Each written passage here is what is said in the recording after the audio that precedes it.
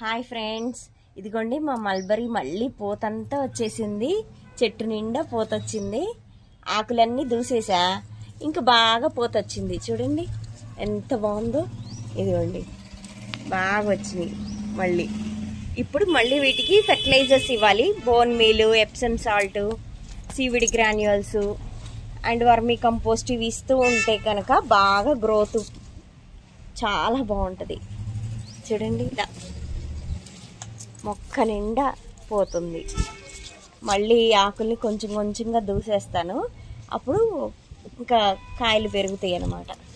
Mulberries ఇదిగోండి ఎంత బాగా వచ్చిందో. ఆకుకి 2-3 కాయలు వచ్చినాయి. ఇదిగో చూడండి ఎంత బాగుందో. ఆకుల్ని దూసేస్తూ ఉంటే బాగా వస్తాయి దీనికి. ఎప్పుడు అంతే. మళ్ళీ కాయలతో పాటు ఆకులు వచ్చేస్తూ ఉంటే వాటిని తీసేస్తూ ఉండాలి. అలా బాగా వచ్చినాయి.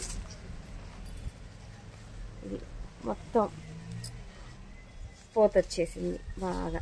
ఇది చూడండి ఎంత బాగా వచ్చిందో. ఇట్లా చక్కగా పిల్లల చేతే పెంచచ్చు. ఇలాంటివి చిన్న చిన్న కుండీల్లోనే బాగా వస్తాయి కాయలు.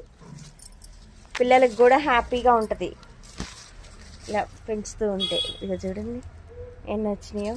ఇప్పుడు పోషకాలు ఇస్తూ ఉండాలి.